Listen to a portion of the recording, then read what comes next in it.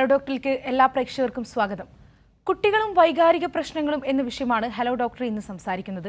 നമുക്കൊപ്പം Alappuzha government medical കോളേജിലെ psychiatry വിഭാഗം പ്രൊഫസറും ചൈൽഡ് ആൻഡ് അഡോൾസൻസ് ക്ലിനിക് ഇൻചാർജുമായ ഡോക്ടർ ഗംഗാജി കൈമളുണ്ട്.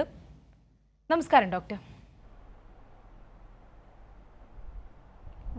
നമസ്കാരം ഡോക്ടർ. ആദ്യം തന്നെ ചോദിക്കുകയാണ്, കുട്ടികളിൽ പൊതുവെ കണ്ടുവരുന്ന വൈകാരിക പ്രശ്നങ്ങൾ അല്ലെങ്കിൽ പെരുമാറ്റ പ്രശ്നങ്ങൾ എന്തൊക്കെയാണ്? ഇത്തരം കാര്യങ്ങൾ ശ്രദ്ധിക്കേണ്ടതുണ്ടോ?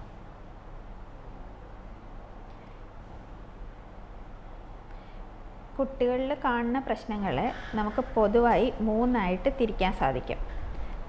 ഒന്നാമത്തെ വൈകാരിക പ്രശ്നങ്ങൾ. അതിന് ഉദാഹരണമായിട്ടാണ് ഡിപ്രസീവ് ഡിസോർഡേഴ്സ്, വിഷാദരോഗം, ആങ്സൈറ്റി ഡിസോർഡേഴ്സ്, ഉത്കണ്ഠ രോഗം, ഒബ്സെഷൻസ്, അങ്ങനെ ചില വൈകാരിക ബുദ്ധിമുട്ടുകൾ കുട്ടികളിൽ കാണുന്നുണ്ട്. പിന്നെയുള്ള പെരുമാറ്റ പ്രശ്നങ്ങളെ ബിഹേവിയറൽ, അതായത് ഈ പിരിപിരിപ്പ്, എടുത്തിയാട്ടം, അടങ്ങിയിരിക്കാത്ത അവസ്ഥ, അങ്ങനത്തെ ചില പ്രശ്നങ്ങളുള്ള കുട്ടികളെ ADHD എന്നൊക്കെ പറയും. പിന്നെ കുട്ടികളിൽ പഠനപരമായ പ്രശ്നങ്ങളും കാണുന്നുണ്ട്. കുട്ടികളിലുണ്ടാകുന്ന എല്ലാ പ്രശ്നങ്ങൾക്കും വേണ്ട ശ്രദ്ധ കൊടുക്കേണ്ടത് അത്യാവശ്യമാണ്. വൈകാരിക പ്രശ്നങ്ങൾക്കും അതേപോലെ തന്നെ ശ്രദ്ധ ആവശ്യമുണ്ട്. യൂഷ്വലി കാണുന്നത് വിഷാദരോഗം, ഉത്കണ്ഠ രോഗം തുടങ്ങിയ പ്രശ്നങ്ങളാണ്. ഡോക്ടർ, ഇന്ന് എല്ലാവരിലും ഒരുപോലെ കാണുന്നതാണ് വിഷാദരോഗം അല്ലെങ്കിൽ ഡിപ്രഷൻ എന്നൊക്കെ പറയുന്നത്. അപ്പോൾ ഈ ഒരു ഡിപ്രഷൻ കുട്ടികളിൽ വരാനുള്ള കാരണങ്ങൾ എന്തൊക്കെയാണ്? ഇന്ന് പൊതുവെ എല്ലാ കുട്ടികളിലും ഇത്തരത്തിലുള്ള ഒരു മാനസികമായ ഒരു പിരിമുറുക്കം, ബുദ്ധിമുട്ടുകൾ അനുഭവപ്പെടുന്നുണ്ട്. ഒരു ഡിപ്രഷൻ കണക്ക് അങ്ങനെ ഒരു രീതിയിലേക്ക് മാറുന്നുണ്ട്. അപ്പോൾ അത് എങ്ങനെയാണ്? അതിൻ്റെ കാരണം എന്തൊക്കെയാണ്? ഇതിൻ്റെ പരിഹാര മാർഗങ്ങൾ എന്തൊക്കെയാണ്?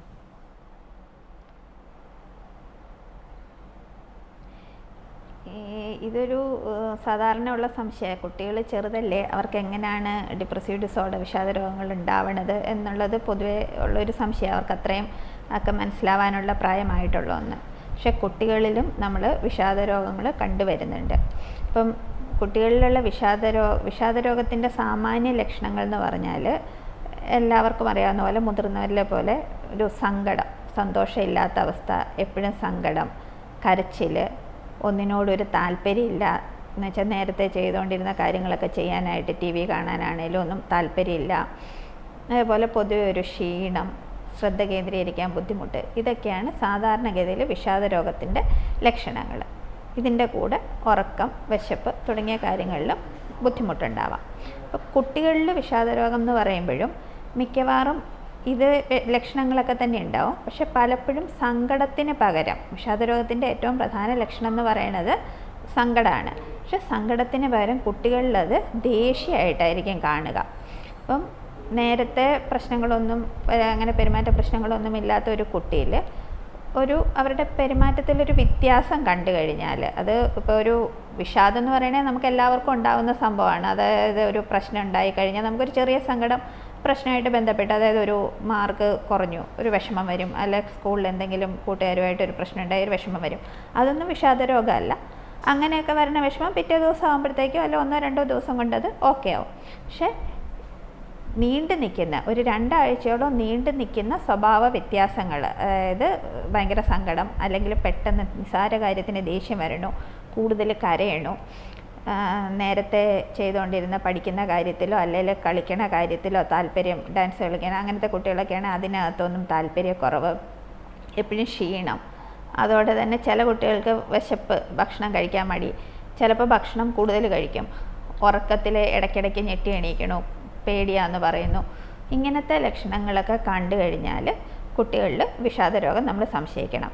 ഒരു 2 ആഴ്ചയോളം നീണ്ടു നിൽക്കുന്ന ഇത്തരം ലക്ഷണങ്ങളുണ്ട്. തീർച്ചയായിട്ടും അതിന് വേണ്ട കാര്യങ്ങൾ നോക്കേണ്ടത് അത്യാവശ്യമാണ്. പിന്നെ കുട്ടികളിലുള്ള ഉത്കണ്ഠ രോഗവും ഇതേപോലെ തന്നെ കോമൺ ആയിട്ടുണ്ടാകും. യൂഷ്വലി കുട്ടികളിലുണ്ടാകുന്ന പ്രശ്നങ്ങൾക്ക് പേരൻസ് നമ്മുടെ അടുത്ത് വരണത് കുട്ടി പഠിത്തത്തിൽ പിന്നോക്കമാവണം. അതായത് 2-3 മാസം കഴിഞ്ഞിട്ടാവും മിക്കവാറും വരിക. അതായത് മിക്കവാറും എല്ലാവരുടെയും കംപ്ലയിൻറ്റ് നന്നായി പഠിച്ചുകൊണ്ടിരിക്കുന്ന ഒരു കുട്ടി പഠിത്തത്തിൽ പുറകോട്ട് പോകുന്നു. അപ്പം അങ്ങനെ പഠിത്തത്തിൽ പുറകോട്ട് പോവുകയാണെങ്കിൽ, നന്നായി പഠിക്കുന്ന ഒരു കുട്ടി പഠിത്തത്തിൽ പുറകോട്ട് പോവുകയാണെങ്കിൽ, കുഴപ്പമില്ലാണ്ട് പഠിക്കുന്ന ഒരു കുട്ടി അതിൽ പുറകോട്ട് പോവുകയാണെങ്കിൽ തീർച്ചയായിട്ടും ഇത്തരം വൈകാരിക പ്രശ്നങ്ങൾ എന്തെങ്കിലും ഉണ്ടോ എന്ന് നമ്മൾ നോക്കേണ്ടത് ആവശ്യമാണ്. ഡോക്ടർ ഇപ്പോൾ പറഞ്ഞു കുട്ടികൾ സ്കൂളിൽ പോകുമ്പോഴുള്ള സ്കൂളിൽ നിന്നുള്ള ചില ബുദ്ധിമുട്ടുകൾ, അതോടൊപ്പം തന്നെ ചില കുട്ടികൾ സ്കൂളിൽ പോകുന്ന സമയത്ത് അല്ലെങ്കിൽ തലവേദന, വയറുവേദന, അവർക്ക് ഇത്തരത്തിലുള്ള പ്രശ്നങ്ങളൊക്കെ ഉണ്ടാവും. എന്നാൽ ചില പ്രശ്നങ്ങൾ ഇങ്ങനെയുള്ള കാരണങ്ങളാൽ സ്കൂളിൽ പോകാൻ വിമുഖത കാണിക്കുക, ഇത്തരം സാഹചര്യങ്ങൾ ഉണ്ടാകുമ്പോൾ കുട്ടികളിൽ കണ്ടുവരാറുള്ള ചില ശാരീരിക പ്രശ്നങ്ങൾ അത് മാനസിക പ്രശ്നങ്ങളുമായിട്ട് എന്തെങ്കിലും തരത്തിലുള്ള ബന്ധമുണ്ടോ?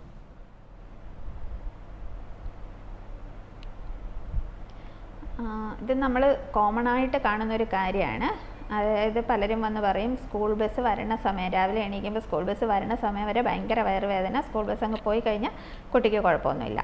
അപ്പം അല്ലെങ്കിൽ തലവേദന, ശാരീരിക ബുദ്ധിമുട്ടുകൾ, ഇങ്ങനെ പലവിധ ശാരീരിക ലക്ഷണങ്ങൾ, ഛർദി, നെഞ്ചിടിപ്പ്, അത് കുട്ടിയുടെ പ്രായത്തിനനുസരിച്ച്, ചെറിയ കുട്ടികളാണെങ്കിൽ ചിലപ്പോൾ വയറുവേദന എന്നും തലവേദന എന്നും ഒക്കെ പറയും. പ്രായം കൂടുന്തോറും അതിൻ്റെ പറയത്തിൻ്റെ ഗ്രേഡ് കൂടും. അപ്പം അങ്ങനത്തെ ശാരീരിക ബുദ്ധിമുട്ടുകളുള്ളപ്പോൾ യൂഷ്വലി പേരൻസ് എന്താ ചെയ്യുക, ഒരു ദിവസം ചിലപ്പോൾ മൈൻഡ് ചെയ്യില്ല, രണ്ടാമത്തെ ദിവസം അതുണ്ടാവുമ്പോൾ പലപ്പോഴും ഡോക്ടറുടെ അടുക്കെ കൊണ്ടുപോകും. പീഡിയാട്രീഷ്യൻ അത്യാവശ്യം ഇൻവെസ്റ്റിഗേഷൻസ് ഒക്കെ ചെയ്തിട്ട് ഇത് കുഴപ്പമൊന്നുമില്ല എന്ന് പറയും. അപ്പം അങ്ങനെയുള്ള കുട്ടികളുടെ കാര്യത്തിൽ നമ്മൾ കുറച്ചും കൂടി ശ്രദ്ധിക്കണം. പലപ്പോഴും ഡോക്ടർ ഒന്നുമില്ല എന്ന് പറഞ്ഞു, പേരൻസ് അത് മൈൻഡ് ചെയ്യാണ്ടിരിക്കും, അതവിടെ അവസാനിക്കും. പക്ഷേ ചിലയിടത്ത് പേരൻസ് ഭയങ്കര ആങ്ഷ്യസ് ആയിരിക്കും. അപ്പോൾ ഈ കുട്ടികളിലുണ്ടാവുന്ന ശാരീരിക ബുദ്ധിമുട്ടുകൾ അവരത് അതിനെ ഒരുപാട്, അതായത് ഡോക്ടർ, ഒരു കുട്ടി ഛർദ്ദിക്കുന്നു, ഇടയ്ക്കിടയ്ക്ക് ഛർദ്ദിക്കുന്നു, പലതവണ ഡോക്ടറുടെ അടുക്കെ പോകുന്നു, കാണുമ്പോൾ കുഴപ്പമൊന്നുമില്ല, എന്തെങ്കിലും ഭക്ഷണത്തിൻ്റെയോ എന്തെങ്കിലും ചെറിയ കാര്യങ്ങൾ പറയും. പക്ഷേ അവർ വീണ്ടും വീണ്ടും ഡോക്ടറുടെ അടുക്കെ പോകുന്തോറും ഡോക്ടർ കൂടുതൽ ടെസ്റ്റുകൾ ചെയ്യാൻ പറയും. ഒരു ടെസ്റ്റിലും എന്തെങ്കിലും കുഞ്ഞു കുഞ്ഞു കാര്യങ്ങളെന്നല്ലാണ്ട് പ്രത്യേകിച്ച് ഇത്രയും ഛർദിയുടേതായിട്ടുള്ളൊരു കാര്യം ഉണ്ടാവില്ല. അങ്ങനെയൊക്കെ വരുമ്പോഴത്തേക്കും പലപ്പോഴും പേരൻസിൻ്റെ ആങ്സൈറ്റി കുട്ടികളിലെ ഈ ശാരീരിക ബുദ്ധിമുട്ടുകൾ തുടർന്ന് പോകാനൊരു കാരണമാവും. രണ്ടാമതുള്ളത് ഞാൻ നേരത്തെ പറഞ്ഞ വൈകാരിക പ്രശ്നം എന്ന് പറഞ്ഞു, ഡിപ്രഷൻ, ആങ്സൈറ്റി ഒക്കെ പറഞ്ഞല്ലോ.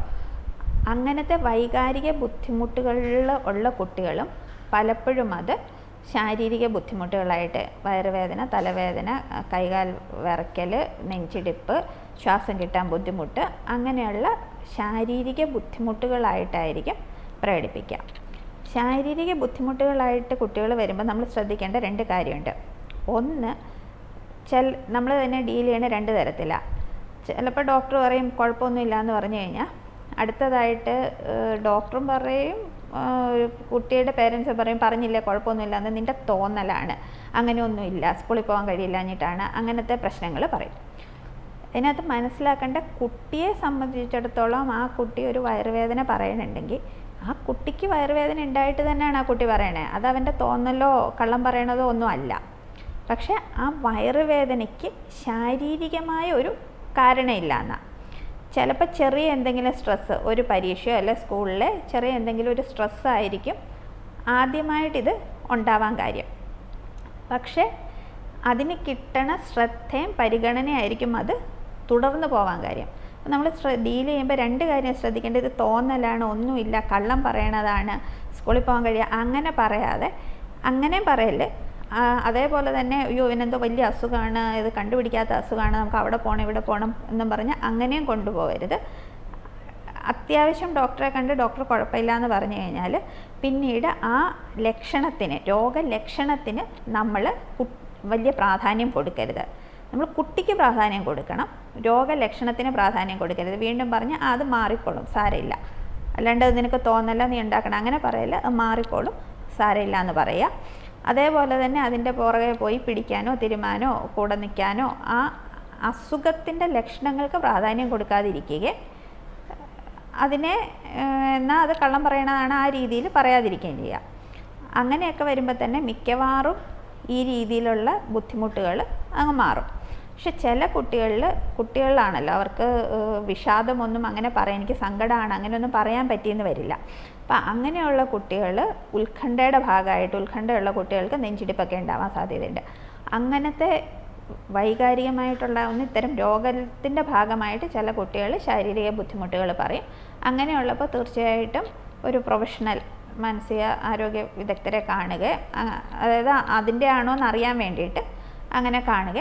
അങ്ങനെ എന്തെങ്കിലും പ്രോബ്ലം ഉണ്ട്, ആ പ്രശ്നം എന്ന് വെച്ചാൽ വിഷാദരോഗമോ ഉത്കണ്ഠാരോഗമോ വല്ലതും ഉണ്ടെങ്കിൽ അതിന് വേണ്ട ചികിത്സ എടുക്കുകയും ചെയ്യുക. അത് ഉണ്ടാവണ ചെറിയൊരു ശതമാനത്തിലേ ഉള്ളൂ. മിക്കവാറും കുട്ടികളിലൊക്കെ ഇതിന് കൊടുക്കണ അമിത പ്രാധാന്യം, അത് പോസിറ്റീവായിട്ടാണെങ്കിലും നെഗറ്റീവായിട്ടാണെങ്കിലും കൊടുക്കണ അമിത പ്രാധാന്യമായിരിക്കും ഇതിങ്ങനെ നീണ്ടു പോകാനായിട്ടുള്ള കാരണം.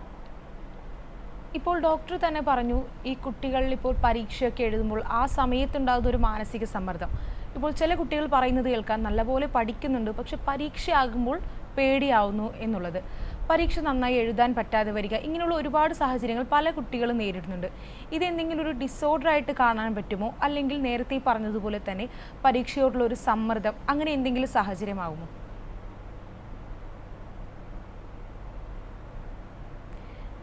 മിക്കവാറും നമുക്കെല്ലാവർക്കും ഒരു പരീക്ഷ എന്ന് പറഞ്ഞാൽ നമുക്കെല്ലാവർക്കും ഒരു ഉത്കണ്ഠയുണ്ട്. ഒരു പരിപാടി ചെയ്യണമെന്ന് വെച്ചാൽ ഒരു ചെറിയ ആങ്സൈറ്റി എല്ലാവർക്കും ഉണ്ട്, അത് നോർമലാണ്. ഒരു ചെറിയ ഉത്കണ്ഠയുള്ളത് നമുക്ക് നല്ലതാണ്. കാരണം എന്താണെന്ന് വെച്ചാൽ നമ്മൾ അതിന് വേണ്ട രീതിയിലുള്ള പ്രിപ്പയർ ചെയ്യാനായിട്ട് ആ ഉത്കണ്ഠ നമ്മളെ സഹായിക്കും. പക്ഷേ കുട്ടികളിൽ പലപ്പോഴും ഈ പരീക്ഷയ്ക്ക് കൊടുക്കണ അമിത പ്രാധാന്യം എന്ന് വെച്ചാൽ പൊതുവേ നമ്മുടെ സമൂഹത്തിൽ പഠിത്തത്തിന് ഒരു ഓവർ പ്രാധാന്യം കൊടുക്കുന്നുണ്ട്. പഠിച്ചു കഴിഞ്ഞാൽ എല്ലാം ശരിയായി, പഠിക്കാൻ കഴിവില്ലാത്ത ആൾ വളരെ മോശക്കാരനാണ്, ആ ഒരു ധാരണ നമ്മുടെ സമൂഹത്തിൽ പൊതുവേ ഉണ്ട്. അപ്പം ഈ പരീക്ഷാ പഠിത്തം എന്നുള്ളതിന് കൊടുക്കണ നമ്മുടെ കുടുംബങ്ങളിൽ കൊടുക്കണ അമിത പ്രാധാന്യം തന്നെ ആ ഒരു സമയമാകുമ്പോൾ സമ്മർദ്ദം ഉണ്ടാവാൻ സാധ്യതയുണ്ട്. അപ്പം സമ്മർദ്ദം ഞാൻ പറഞ്ഞല്ലോ, ഒരു പരിധിവരെ ഒരു ചെറിയ സമ്മർദ്ദവും ആങ്സൈറ്റിയൊക്കെ നല്ലതാണ്. പക്ഷെ അത് അമിതമായി കഴിയുമ്പോൾ എന്ത് പറ്റും? പഠിച്ചതൊന്നും ഓർമ്മ കിട്ടത്തില്ല, പഠിക്കാൻ പറ്റത്തില്ല, ശ്രദ്ധ കേന്ദ്രീകരിക്കാൻ പറ്റത്തില്ല. അപ്പം പരീക്ഷ എഴുതാൻ പോവാനായിട്ട് തന്നെ പ്രയാസം വരും. പരീക്ഷയിലെ നമ്മുടെ പെർഫോമൻസിനെ ബാധിക്കും. അതിന് വേണ്ട ഒരു കാര്യം എന്താണെന്ന് വെച്ച് കഴിഞ്ഞാൽ, നമ്മുടെ ജീവിതത്തിൽ ഒരുപാട് പരീക്ഷകൾ ദിവസവും നടക്കുന്നുണ്ട്. അപ്പം അതേപോലെ തന്നെയുള്ള ഒരു പരീക്ഷയാണ് ഈ പഠനവും പരീക്ഷയെന്നും പറയണത്. അതിന് വേണ്ട പ്രാധാന്യം കൊടുക്കണം. പ്രാധാന്യം കൊടുക്കണ്ട എന്നല്ല പറയേണ്ടത്, വേണ്ട പ്രാധാന്യം കൊടുക്കണം. പക്ഷേ അമിത പ്രാധാന്യം കൊടുക്കേണ്ട കാര്യമില്ല. ഇത് പറയുമ്പോൾ പലപ്പോഴും പേരൻസ് നമ്മളോട് വന്ന് പറയും, ഞങ്ങൾ പറയും കുഴപ്പമില്ല, പഠിച്ചില്ലെങ്കിലും കുഴപ്പമില്ല എന്ന് പറയും. അതിൻ്റെ ഈ പഠിച്ചില്ലെങ്കിലും കുഴപ്പമില്ല എന്ന് പറയണതും ഒരു പ്രശ്നമാണ്. അതായത് പഠിക്കണം, ആവശ്യത്തിന് പ്രാധാന്യം മാത്രം കൊടുക്കുക. അതായത് നേരത്തെ ശാരീരിക രോഗത്തിന് നീ ചുമ്മാ പറയണമെന്ന് പറയണ മാതിരി തന്നെയാണ്. അപ്പം അതിന് വേണ്ട പ്രാധാന്യം, പേരൻസ് പഠിക്കുക എന്ന് പറയുമ്പം കുട്ടിയെ സംബന്ധിച്ചിടത്തോളം പേരൻസ് പല കാര്യങ്ങളുടെ കൂട്ടത്തിലായിരിക്കും, അവരുടെ മേജർ പല പ്രശ്നത്തിൻ്റെ ഇടയിലായിരിക്കും അവർ ഈ കുട്ടികളുടെ പഠിത്തവും അതിനിടയിൽ കൂടി പറയണതായിരിക്കും. പക്ഷെ കുട്ടിയെ സംബന്ധിച്ചിടത്തോളം പഠിത്തം മാത്രമേ ഉള്ളൂ. ഞാൻ പഠിച്ചാൽ എനിക്ക് മാർക്ക് കിട്ടിയാലേ പേരൻസിന് എന്നോട് ഇഷ്ടമുള്ളൂ, അല്ലെങ്കിൽ എനിക്ക് മാർക്ക് കിട്ടിയില്ല അവർക്ക് വിഷമാവും. അപ്പോൾ ഈ പഠിത്തത്തിനും പരീക്ഷകൾക്കും മാർക്കിനും ഒക്കെ കിട്ടണ അമിത പ്രാധാന്യം ചെറുപ്പം മുതലേ തന്നെ പഠിത്തം പ്രോത്സാഹിപ്പിക്കേണ്ട എന്നല്ല പറയണേ, പക്ഷെ പ്രോത്സാഹനം അധികം അമിതമാവാതെ അതിൻ്റെ ഒരു ലൈനിൽ നിന്നാൽ തന്നെ പരീക്ഷ എന്നുള്ളതും മറ്റ് ദിവസങ്ങളെക്കാളും കുറച്ചുകൂടി ഒരു ടെൻഷൻ ഉണ്ടാവുമെങ്കിലും അമിത സമ്മർദ്ദം ഉണ്ടാവില്ല.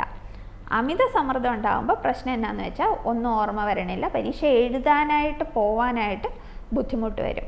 പലപ്പോഴും അവിടെ ചെന്ന് ക്വസ്റ്റ്യൻ പേപ്പർ കിട്ടി ആദ്യത്തെ ക്വസ്റ്റ്യൻ എഴുതി തുടങ്ങി കഴിയുമ്പോൾ പിന്നെ അങ്ങോട്ട് എഴുതാൻ പറ്റും കുട്ടികൾക്ക്. പക്ഷേ ഈ അവിടെ എത്തുക, അവിടെ ചെന്ന് ഇരുന്ന് തുടങ്ങുക എന്നുള്ളത് ബുദ്ധിമുട്ടുകളാവും. അതിന് പൊതുവേ പരീക്ഷാ സമ്മർദ്ദം തന്നെയാണ്, വേറെ മേജർ വൈകാരിക പ്രശ്നങ്ങളൊന്നും അല്ല. ഉത്കണ്ഠയൊക്കെ ഉള്ളവർക്ക് ഇത് കുറച്ച് കൂടുതലാവാൻ സാധ്യതയുണ്ട്. അപ്പം അതിന് കൊടുക്കണ ഒരു അമിതമായ കുടുംബങ്ങളിൽ പരീക്ഷ എന്നും പറഞ്ഞ് കൊടുക്കണ ഒരു അമിതമായ പ്രാധാന്യം, അത് ഒരു 7ാം ക്ലാസ് 8ാം ക്ലാസ് വരെ ഒന്നും പറയാണ്ട് 9, 10 ആകുമ്പോഴായിരിക്കും ഇതെല്ലാം കൂടി ഇങ്ങോട്ട് വരണത്. അപ്പോഴാണ് കുട്ടികൾക്ക് ഒരുപാട് ഡെവലപ്മെൻറ്റൽ ചേഞ്ചസും വരുന്നൊരു സമയം. ആ സമയത്ത് ഇതെല്ലാ സമ്മർദ്ദവും കൂടി വരുമ്പോൾ കുട്ടികൾക്ക് ബുദ്ധിമുട്ടുണ്ടാവാൻ സാധ്യതയുണ്ട്. അപ്പോൾ അതിന് ആവശ്യത്തിന് പ്രാധാന്യം മാത്രം കൊടുക്കുക എന്നുള്ളതാണ് അതിനൊരു പരിഹാരമായിട്ട് പറയണത്. പിന്നെ പരീക്ഷയുടെ സമയത്തല്ല, തുടക്കം മുതലേ തന്നെ വേണ്ട രീതിയിൽ ഒരു ടൈം ടേബിളൊക്കെ ഫിക്സ് ചെയ്ത് കൃത്യമായിട്ടുള്ളൊരു പഠന രീതിയൊക്കെ ഫോളോ ചെയ്യുകയാണെങ്കിൽ ആ സമയത്തും വലിയ ബുദ്ധിമുട്ടുണ്ടാവേണ്ട കാര്യമില്ല. ഡോക്ടർ, നമ്മോടൊപ്പം ഇപ്പോൾ ഒരു പ്രേക്ഷകൻ ചേരുന്നുണ്ട്. എറണാകുളത്ത് നിന്നും നന്ദകുമാറാണ്. ഡോക്ടറോട് ചോദിച്ചോളൂ.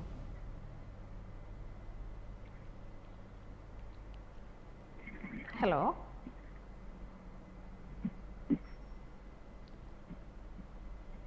ഡോക്ടറോട് ചോദിച്ചോളൂ.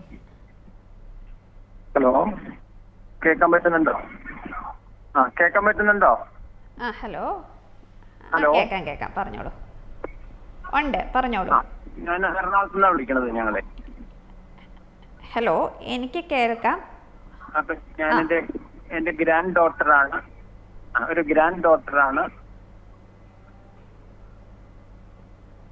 എന്റെ ഗ്രാൻഡ് പറഞ്ഞോളൂ.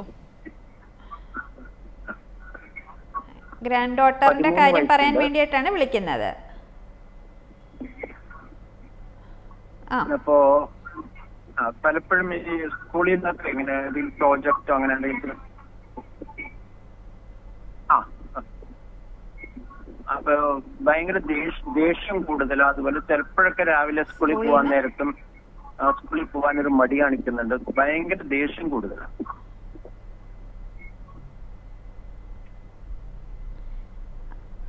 ഇപ്പൊ 13 വയസ്സെന്നല്ലേ പറഞ്ഞത്? ഹലോ, നമ്മളോട് ദേഷ്യം കാണിക്കും, പാരന്റ്സിന്റെ കേൾക്കാൻ അടുത്ത് പറ്റുന്നുണ്ടോ? കൂടുതൽ പലപ്പോഴും പെട്ടെന്ന് ഞങ്ങളുടെ ദേഷ്യം വരും. അതെ അതെ. ഇത് കുട്ടികളുടെ ഒരു കൗമാരപ്രായം. 13 വയസ്സെന്ന് പറഞ്ഞാൽ അഡോളസെൻ്റ് ഏജ് ആണ്. ടീനേജ് എന്ന് നമ്മൾ പറയുന്ന ഒരു കൗമാരപ്രായമാണ്. കൗമാരപ്രായമാകുമ്പോൾ കുട്ടികളിലെല്ലാവരിലും ചെറിയ സ്വഭാവ വ്യതിയാനങ്ങൾ എന്ന് വെച്ചാൽ ഒരു 6 വയസ്സോ 7 വയസ്സോ ഉള്ള സമയത്തുള്ള ഒരു പെരുമാറ്റം ആവില്ല ഒരു അഡോളസെൻ്റ് ഏജിൽ കുട്ടികളുടെ ഭാഗത്തു നിന്നുണ്ടാവുന്നത്. ഇപ്പോൾ ഉദാഹരണമായിട്ട് 6 വയസ്സുള്ള ഒരു കുട്ടി ഇപ്പം നമ്മളൊന്ന് വിഷമിച്ചിരുന്ന ഉടനെ വന്ന് നമ്മളുടെ അടുക്ക ഇരിക്കുക, നമുക്കൊരു മധുരമൊക്കെ ചെയ്തു വന്നിരിക്കാം. പക്ഷേ 13-14 വയസ്സായി കഴിഞ്ഞാൽ നമ്മൾ അവൻ്റെ പെരുമാറ്റം അല്ല അവളുടെ പെരുമാറ്റത്തിൽ നമുക്ക് ബുദ്ധിമുട്ടുണ്ടെന്ന് തോന്നിക്കഴിഞ്ഞാൽ അവർക്കത് ദേഷ്യമായിട്ട് അവരത് കാണിക്കുക. അപ്പോൾ ഒരു നോർമലി ഒരിത്തിരി ദേഷ്യമൊക്കെ ഉണ്ടാവണം. അഡോളസെൻ്റ് ടെർമോയിൽ എന്ന് അതിന് പറയണത് ഉണ്ടാവണ ഒരു സമയമാണ് അത്. ആ സമയത്ത് തന്നെ സമ്മർദ്ദങ്ങളും കൂടുതലുള്ള സമയമാണ്, പഠിത്ത കാര്യത്തിലും മറ്റു കാര്യങ്ങളിലും. പക്ഷേ ഈ ദേഷ്യം വീട്ടിൽ മാത്രമേ ഉള്ളൂ, അല്ലെ പേരൻസിനോടും ഗ്രാൻഡ് പേരൻസിനോടും മാത്രമേ ഉള്ളൂ എന്ന് പറയുമ്പോൾ തീർച്ചയായിട്ടും നമ്മുടെ ഭാഗത്ത് പേരൻസിൻ്റെയും ഗ്രാൻഡ് പേരൻസിൻ്റെയും ഭാഗത്തു നിന്ന് കുട്ടിയുടെ ആ വളർച്ചയുടെ ആ സ്റ്റേജിൽ മനസ്സിലാക്കി പെരുമാറാൻ സാധിക്കുന്നുണ്ടോ എന്നൊന്ന് നോക്കണം. അതല്ല പൊതുവേ ദേഷ്യവും മറ്റു കാര്യങ്ങളിലും താല്പര്യമില്ല, പഠിക്കാൻ പറ്റണില്ല, എല്ലാത്തിനോടും ഒരു എപ്പോഴും തൊട്ടുന്നതിനും പിടിക്കുന്നതിനുമൊക്കെ കരച്ചിലും വരുന്നു, സങ്കടം വരുന്നു, ആ രീതിയിൽ വല്ലതും ഉണ്ടെങ്കിൽ തീർച്ചയായിട്ടും എന്തെങ്കിലും ഡിപ്രസീവ് ഡിസോർഡർ അങ്ങനത്തെ എന്തെങ്കിലും ഉണ്ടോ എന്ന് നമ്മൾ നോക്കേണ്ടി വരും. പക്ഷേ ആദ്യം നോക്കേണ്ടത് നോർമൽ ഡെവലപ്മെൻറ്റിൻ്റെ പാർട്ടായിട്ടുള്ള ദേഷ്യക്കൂടുതലാണോ, അങ്ങനെയുള്ളൊരു ദേഷ്യക്കൂടുതലാണെങ്കിൽ അത് മനസ്സിലാക്കി പേരൻസ് അതിനെ ഡീൽ ചെയ്യുക എന്നുള്ളതാണ്. പക്ഷെ വച്ചുകൊണ്ടിരിക്കേണ്ട അങ്ങനെ ഉണ്ടെങ്കിൽ തീർച്ചയായിട്ടും അതായത് ചില ശീലങ്ങൾ വന്നു കഴിഞ്ഞാൽ അത് മാറ്റാൻ പാടാം. ശീലങ്ങൾ വരാതിരിക്കുന്നതാണ് നല്ലത്. അപ്പം അങ്ങനെ ഒരു ബുദ്ധിമുട്ടുണ്ടെങ്കിൽ തീർച്ചയായിട്ടും എന്താ കാര്യം എന്ന് നോക്കുന്നതായിരിക്കും നല്ലത്. പ്രേക്ഷകന് മനസ്സിലായെന്ന് കരുതുന്നു. ഡോക്ടർ, ഒരു പ്രേക്ഷകൻ കൂടി ചേരുന്നുണ്ട്. കോഴിക്കോട് നിന്ന് രാമചന്ദ്രനാണ്. രാമചന്ദ്രൻ, ഡോക്ടറോട് ചോദിച്ചോളൂ. ഹലോ ഹലോ ചോദിച്ചോളൂ. എന്റെ മകളെ കുഞ്ഞിന് വേണ്ടിയിട്ടാണ് ചോദിക്കുന്നത്. മകന് അവന് 5ാം ക്ലാസ്സിലാണ് ഇപ്പൊ പഠിക്കുന്നത്. 5ാം ക്ലാസ്സിലാണ് പഠിക്കുന്നത്. അപ്പോ ബാക്കി എല്ലാ കാര്യങ്ങളും ഒക്കെ റെഡിയാണ്. പഠനം എന്ന വിഷയത്തിൽ ഓന് ഇപ്പൊ 5ാം ക്ലാസ്സിൽ എത്തിയിട്ടുണ്ടെങ്കിൽ എഴുതാനും വായിക്കാനും അറിയുന്നില്ല. മകള് ഈ അംഗനവാടിയിൽ ഇരിക്കുന്ന അവസരത്തിൽ അടക്കം തന്നെ എന്ത് ചെയ്യുന്നുണ്ട്, ഇവനെങ്ങനെ പഠിപ്പിച്ചുകൊണ്ടിരിക്കുക. ഇപ്പം ട്യൂഷനും പറഞ്ഞിട്ടും എല്ലാ കാര്യങ്ങളും പഠിക്കും, പക്ഷെ എന്തെങ്കിലും പിന്നെ ഓർമ്മ ഉണ്ടാവില്ല. ഇങ്ങനെ വിഷയങ്ങളുണ്ട്. പിന്നെ ഞാള് കോഴിക്കോട് പോയിട്ട് ഒരു കുടുംബശ്രീന്റെ ഒരു ആ പദ്ധതിയിൽ പോയി ആടെ കാണിക്കാൻ വേണ്ടി നോക്കുന്നേരം ആടുന്ന് എന്ത് ഒരു കുറച്ച് ഓന്റെ ഇതൊക്കെ മൈൻഡൊക്കെ മനസ്സിലാക്കാൻ വേണ്ടി വന്നു. വലിയ മാറ്റങ്ങൾ ഇല്ലാണ്ടായാലും ഞാള് തിരിച്ച് പോരുകയാണ് ചെയ്ത്. അങ്ങനെ ഹലോ, അത് കുട്ടികളിൽ പഠിക്കാൻ ഇപ്പം നമുക്ക് ഓരോരുത്തർക്കും ഓരോ കഴിവുണ്ട്. ചിലർക്ക് ഞാൻ പറഞ്ഞോട്ടെ? പറഞ്ഞോളൂ ഡോക്ടർ. നമുക്ക് ഓരോരുത്തർക്കും ഓരോ കഴിവുള്ളവർക്ക് ചിലർക്ക് പാട്ട് പാടാനായിരിക്കും കഴിവ്, ചിലർക്ക് സ്പോർട്സിലായിരിക്കും കഴിവ്. അതേപോലെ തന്നെ നമുക്കുള്ള ഒരു കഴിവാണ് പഠനം. അത് എല്ലാവർക്കും ആ കഴിവ് ഒരുപോലെ ആവില്ല. നല്ല ബുദ്ധിശക്തി ഉണ്ടാകും, വേറെ പ്രശ്നങ്ങളൊന്നും ഉണ്ടാവില്ല. പക്ഷേ പഠിക്കാനുള്ള കഴിവ്, അതായത് പഠിക്കണം എന്നുണ്ടെങ്കിൽ എന്താ വേണ്ടേ? അക്ഷരങ്ങളും അക്കങ്ങളും തിരിച്ചറിയാൻ പറ്റണം, അത് കൂട്ടി വായിക്കാൻ പറ്റണം, വായിക്കണത് എന്താണെന്ന് ഗ്രഹിക്കാൻ പറ്റണം, അത് നമുക്ക് റീപ്രൊഡ്യൂസ് ചെയ്യാൻ പറ്റണം. ഇത്രയും കാര്യങ്ങൾ മിനിമമായിട്ട് വേണം. അപ്പം ഈ ഓരോ സ്റ്റേജിലും ചില ബുദ്ധിമുട്ടുകൾ വരുമ്പോൾ പഠന വൈകല്യം എന്നൊക്കെ പറഞ്ഞ് ചില പ്രശ്നങ്ങൾ ഉണ്ടാവാൻ സാധ്യതയുണ്ട്. അപ്പം 5ാം ക്ലാസ് ആയിട്ടും വേറെ പ്രശ്നങ്ങളൊന്നുമില്ല, എഴുത്തിലും വായനയിലും മാത്രമാണ് പ്രശ്നം എന്നുണ്ടെങ്കിൽ തീർച്ചയായിട്ടും പഠന വൈകല്യമുണ്ടോ എന്നുള്ളത് ഒന്ന് അസസ് ചെയ്യണത് നല്ലതായിരിക്കും. അത് ക്വാളിഫൈഡ് ആയിട്ടുള്ള നമ്മുടെ നിയമപരമായിട്ട് ക്വാളിഫിക്കേഷനുള്ള ഒരു സൈക്കാട്രിസ്റ്റിൻ്റെയോ ക്ലിനിക്കൽ സൈക്കോളജിസ്റ്റിൻ്റെ അടുക്കൽ ചെന്നിട്ട് പഠന വൈകല്യത്തിൻ്റെ കാര്യങ്ങൾ ഒന്ന് അസസ് ചെയ്യണത് നല്ലതായിരിക്കും. പിന്നെ പഠന വൈകല്യമുള്ള കുട്ടികളെ പഠിപ്പിക്കുന്ന രീതിയിൽ ചെറിയ വ്യത്യാസമുണ്ട്. അതൊരു കോമൺ ട്യൂഷന് കൊണ്ടുപോയിട്ട് കാര്യമില്ല. ഒരുപാട് സ്കൂൾ മാതിരി തന്നെ ഒരുപാട് കുട്ടികളുള്ള ഒരു സ്ഥലത്ത് ട്യൂഷന് കൊണ്ടുപോയിട്ട് കാര്യമില്ല. ആ കുട്ടിക്ക് എന്താ ബുദ്ധിമുട്ടെന്ന് മനസ്സിലാക്കി ആ ഭാഗം മാത്രം നോക്കി ആ രീതിയിൽ 100-ൽ 100 മാർക്ക് മേടിക്കാൻ വേണ്ടിയിട്ടല്ല, കാര്യങ്ങൾ മനസ്സിലാക്കി രീതിയിലുള്ള ഒരു പഠിത്തം ട്യൂഷനോ വല്ലതും ഒറ്റയ്ക്ക് നടത്തുകയാണെങ്കിലും നല്ലതായിരിക്കും. പക്ഷെ ആദ്യം തന്നെ പഠിത്തത്തിൽ മാത്രം പ്രശ്നമെങ്കിൽ പഠന വൈകല്യമുണ്ടോ എന്നുള്ള ഭാഗം ഒന്ന് അസസ് ചെയ്യണം. പ്രേക്ഷകന് മനസ്സിലായെന്ന് കരുതുന്നു. ഡോക്ടർ, നമ്മൾ നേരത്തെ സംസാരിച്ചതുപോലെ തന്നെ കുട്ടികളിലെ പെരുമാറ്റ പ്രശ്നങ്ങൾ, ഇപ്പോൾ ചില കുട്ടികൾ വീട്ടിൽ ഒരുപാട് സംസാരിക്കുന്നതും ഒരുപാട് ആക്റ്റീവായ കുട്ടികളായിരിക്കും. പക്ഷേ അവർ പുറത്തേക്ക് വരികയാണെങ്കിൽ മറ്റാൾക്കാരും ഇടപഴകുമ്പോൾ അവർക്ക് ദേഷ്യം വരിക, അല്ലെങ്കിൽ അവർ മിണ്ടാതിരിക്കുക, അങ്ങനെ പല ഭാവമാറ്റങ്ങൾ കാണാറുണ്ട്. അപ്പോൾ ഇത്തരം കാര്യങ്ങളിൽ കുട്ടികളെ എങ്ങനെയാണ് മാനേജ് ചെയ്യേണ്ടത്?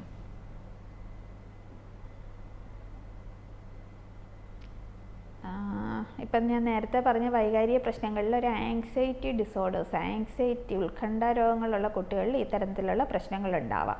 അതായത് അവർ കംഫർട്ടബിൾ ആയിട്ടുള്ള, അവർക്ക് പരിചയമുള്ള സിറ്റുവേഷൻസിൽ അവർക്ക് പ്രശ്നങ്ങളൊന്നുമില്ല. അവർക്ക് പരിചിതമല്ലാത്തൊരു സ്ഥലത്ത് ചെല്ലുമ്പം, അല്ലെ അവരെ മറ്റുള്ളവർ സ്ക്രൂട്ടനൈസ് ചെയ്യും, മറ്റുള്ളവർ നമ്മളെ നിരീക്ഷിക്കും എന്ന് ചിന്തിക്കുന്ന ഒരു സ്ഥലത്തൊക്കെ ചെല്ലുമ്പോഴത്തേക്കും അവർക്ക് അവിടെ ഇടപെടാനായിട്ടുള്ള ബുദ്ധിമുട്ടുകളുണ്ടാവും. അപ്പം വീട്ടിൽ നല്ലതായിട്ട് സംസാരിക്കുകയൊക്കെ ചെയ്യും, പക്ഷേ സ്കൂളിൽ ചെന്ന് കഴിഞ്ഞാൽ വളരെ സൈലൻ്റാണ്, ഒന്നിനും ഉത്തരം പറയില്ല. ഒരു ഫംഗ്ഷന് പോകാൻ ഇഷ്ടമല്ല, പോയാലും ശരി അവിടെ ചെന്നാൽ പരമാവധി അതൊരു ബുദ്ധിമുട്ടാണ്. അപ്പോൾ അതാണ് പലപ്പോഴും ഇറിറ്റബിലിറ്റി, ദേഷ്യം കൂടുതലൊക്കെ ആയിട്ട് കാണുന്നതെന്ന് വെച്ചാൽ അവിടെ നിന്ന് എങ്ങനെയും തിരിച്ച് വീട്ടിൻ്റെ കംഫർട്ടിലേക്ക് വരും. അപ്പം ആങ്സൈറ്റി ഇഷ്യൂസുള്ള, ആങ്സൈറ്റി ഡിസോർഡർ ആവണമെന്നില്ല, ചെറിയ തോതിലുള്ള ആങ്സൈറ്റി അവരുടെ ഒരു സ്വഭാവത്തിൽ തന്നെ ചെറിയ ആങ്ഷ്യസ് ആയിട്ടുള്ള കുട്ടികളിൽ ഇത്തരത്തിലുള്ള പെരുമാറ്റം ഉണ്ടാവാൻ സാധ്യതയുണ്ട്. ആങ്സൈറ്റി ഡിസോർഡർ ആണെങ്കിൽ അതിന് മരുന്ന് കൊണ്ടും മരുന്നില്ല പലതരത്തിലുള്ള ചികിത്സയുണ്ട്. ചെറിയ തോതിലുള്ള ആങ്സൈറ്റിയുടെ ആ ഒരു പെരുമാറ്റത്തിൻ്റെ വ്യക്തിത്വത്തിൻ്റെ ഭാഗമായിട്ടുള്ളതാണെങ്കിൽ നമുക്ക് ചെയ്യാൻ പറ്റുന്ന ഒരു കാര്യം എന്താണെന്ന് വെച്ചാൽ നമ്മൾ ഒരുപാട് അങ്ങോട്ട് ഫോഴ്സ് ചെയ്യാതിരിക്കുക. അതായത് നോർമലി നമ്മുടെ വീട്ടിൽ വർത്തമാനം പറയുന്ന മാതിരി തന്നെ പുറത്ത് എവിടെയെങ്കിലും പോയി കഴിഞ്ഞാൽ ഉടനെ സാധാരണ അവർ പേരെന്താണെന്ന് ചോദിച്ചാൽ മിണ്ടാണ്ടിരിക്കുമ്പോൾ പേരൻസ് ഉടനെ പറയാം ഇവൾ പുറത്ത് പോയി കഴിഞ്ഞാൽ പിന്നെ ഒന്നും മിണ്ടത്തില്ല. ആ തരത്തിലുള്ള വർത്തമാനങ്ങൾ, അങ്ങനത്തെ എക്സ്പ്ലനേഷൻസ് മറ്റുള്ള ആൾക്കാർക്ക് കൊടുക്കേണ്ട കാര്യമില്ല. അതിനും നമ്മൾ അതൊരു സാധാരണ രീതിയിൽ വർത്തമാനം പറയാനായിട്ടുള്ള കംഫർട്ടബിൾ സിറ്റുവേഷനിൽ വർത്തമാനം പറയാനായിട്ടുള്ള സാഹചര്യം കൊടുക്കുക. അങ്ങനെ വർത്തമാനം പറയുമ്പം നീ വർത്തമാനം പറഞ്ഞു എന്ന് പറഞ്ഞിട്ടല്ല, അതാണ് നമ്മൾ എക്സ്പെക്റ്റ് ചെയ്യണമെന്ന് മനസ്സിലാക്കാനായിട്ടുള്ള ചെറിയ ചെറിയ പാരിതോഷികങ്ങൾ. അത് വലിയ വലിയ സാധനമൊന്നും വേണ്ട, നമ്മുടെ ഒരു മുഖഭാവമോ നമ്മുടെ ഒരു തട്ടലോ ഒക്കെ മാത്രം മതി, അല്ലാണ്ട് വലിയ സാധനങ്ങളൊന്നും അല്ല പറയണേ. ആ രീതിയിൽ പ്രോത്സാഹിപ്പിക്കുക. അല്ലാണ്ട് ഇവൾക്ക് നാണാണ്, ഇവൾ മിണ്ടത്തില്ല എന്ന് പറഞ്ഞുകൊണ്ടിരുന്നു കഴിഞ്ഞാൽ പിന്നെയും പിന്നെയും മിണ്ടാതിരിക്കാനായിരിക്കും സാധ്യത കൂടുതൽ. ഇപ്പോൾ ഒരു ആങ്സൈറ്റി അസുഖത്തിൻ്റെ ലെവലിൽ കാരണം കൊണ്ടാണ് ഇത് ചെയ്യണതെങ്കിൽ തീർച്ചയായിട്ടും അതിന് ട്രീറ്റ്മെൻറ്റ് എടുക്കണം. അതല്ലാന്നുണ്ടെങ്കിൽ നേരത്തെ ഞാൻ പറഞ്ഞ ശാരീരിക രോഗങ്ങൾ റീഇൻഫോഴ്സ്മെൻ്റ് എന്ന് പറയും. എന്ന് വെച്ചാൽ നമുക്ക് വേണ്ട ബിഹേവിയറുകൾ, കുട്ടികളിൽ നിന്ന് നമ്മൾ എക്സ്പെക്റ്റ് ചെയ്യണ ബിഹേവിയറുകളെ നമ്മൾ പ്രോത്സാഹിപ്പിച്ചു കൊടുക്കാവുള്ളൂ. അല്ലാത്ത ബിഹേവിയറിനെ വഴക്ക് പറയണതും അതും ഒരു പ്രോത്സാഹനം. അപ്പോൾ അതിൻ്റെ ആവശ്യമില്ല, അതിനെ ഒരു ഇഗ്നോർ ചെയ്യുക എന്നുള്ളൊരു പോളിസിയിൽ പോവുക. മിക്കവാറും ആങ്സൈറ്റി ഡിസോർഡേഴ്സ് ഉണ്ടോ എന്ന് നോക്കേണ്ടി വരും. ഡോക്ടർ, ഇപ്പോൾ ഞാൻ അവസാനമായി ഒരു കാര്യം കൂടി ചോദിക്കുകയാണ്. നമ്മളിപ്പോൾ കുട്ടികളുടെ കാര്യങ്ങളൊക്കെ പറഞ്ഞു. അപ്പോൾ ഇത്തരത്തിലുള്ള കുട്ടികൾക്കുണ്ടാകുന്ന പെരുമാറ്റത്തിലെ മാറ്റങ്ങൾ, അപ്പോൾ ഇതൊക്കെ എങ്ങനെയാണ് പാരൻസ് മനസ്സിലാക്കേണ്ടത്? അല്ലെങ്കിൽ പാരൻസ് ഇത് ഏതൊക്കെ രീതിയിലാണ് ഇതിനെ കുട്ടികളുമായിട്ട് പെരുമാറേണ്ട രീതിയൊക്കെ എങ്ങനെയാണ്? പ്രതിവിധിയൊക്കെ എങ്ങനെയാണ്?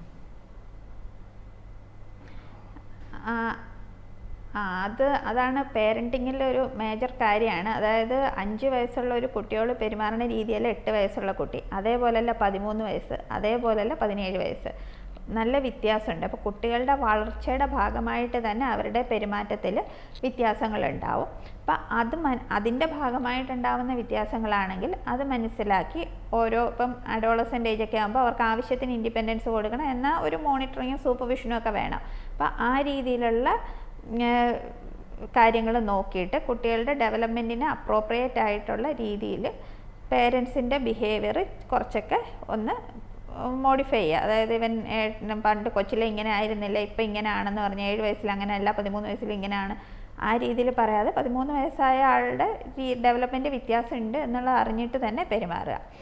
പക്ഷേ സാധാരണ പെരുമാറ്റത്തിൽ അതൊക്കെ ഇടയ്ക്കിടയ്ക്ക് ഉണ്ടാവുന്ന പ്രശ്നങ്ങളായിരിക്കും. പക്ഷെ നീണ്ടു നിൽക്കുന്ന 2 ആഴ്ചയോളം അല്ലെങ്കിൽ 1 മാസത്തോളമൊക്കെ നീണ്ടു നിൽക്കുന്ന നേരത്തെ ഉള്ള പെരുമാറ്റത്തിൽ നിന്നും വ്യത്യസ്തമായ ഒരു പെരുമാറ്റം, നേരത്തെ വലിയ കുഴപ്പമൊന്നുമില്ല, എല്ലാവരുമായിട്ട് ഇടപെടുന്നു, സന്തോഷമായിട്ടൊക്കെ പോകുന്ന ഒരു കുട്ടി പെട്ടെന്ന് ദേഷ്യം കൂടുന്നു, പെട്ടെന്ന് സങ്കടം കൂടുന്നു, പഠിക്കാനോ മറ്റു കാര്യങ്ങളിൽ താല്പര്യം കൂടുന്നില്ല, ശാരീരിക ബുദ്ധിമുട്ടുകൾ പറയണു, വിശപ്പിനകത്തും ഉറക്കത്തിനകത്തും ഒക്കെ പ്രശ്നം പറയണു, അതൊക്കെ നീണ്ടു നിൽക്കുന്ന രീതിയിലുള്ള ഒരു പെരുമാറ്റ പ്രശ്നങ്ങൾ കാണുകയാണെങ്കിൽ തീർച്ചയായിട്ടും പ്രൊഫഷണൽ ഹെൽപ്പ് നേടുക. ആദ്യം ചെയ്യേണ്ട കുട്ടിയുടെ ഡെവലപ്മെൻറ്റൽ എല്ലാ സാധനവും നമ്മൾ ഫസ്റ്റ് നോക്കേണ്ടത് നോർമലി ഉണ്ടാവുന്ന സംഭവമാണോ എന്ന്. നോർമലി ഉള്ള സംഭവമാണെങ്കിൽ അതിനകത്ത് ചെറിയ ചെറിയ വ്യത്യാസങ്ങൾ പെരുമാറ്റത്തിലൊക്കെ വരുത്തി കഴിഞ്ഞാൽ പ്രശ്നങ്ങൾ മാറും. അതല്ല രോഗത്തിൻ്റെ രീതിയിലോ മറ്റോ ആണെങ്കിൽ തീർച്ചയായിട്ടും അതിന് വേണ്ട ട്രീറ്റ്മെൻറ്റ് എടുക്കണം. ശരി ഡോക്ടർ. ഹലോ ഡോക്ടറിൻ്റെ സമയം ഇവിടെ പൂർണ്ണമാവുകയാണ്. കുട്ടികളും വൈകാരിക പ്രശ്നങ്ങളും എന്ന വിഷയമാണ് ഹലോ ഡോക്ടർ ഇന്ന് സംസാരിച്ചത്. നമുക്കൊപ്പം ചേർന്നത് ആലപ്പുഴ ഗവൺമെൻറ് മെഡിക്കൽ കോളേജിലെ സൈക്യാട്രി വിഭാഗം പ്രൊഫസറും ചൈൽഡ് ആൻഡ് അഡൾട്ട്സ് ക്ലിനിക് ഇൻചാർജുമായ ഡോക്ടർ ഗംഗാജി കൈമളുമാണ്. നന്ദി ഡോക്ടർ. നന്ദി. ഹലോ ഡോക്ടർ ഇവിടെ പൂർണ്ണമാവുകയാണ്. നമസ്കാരം.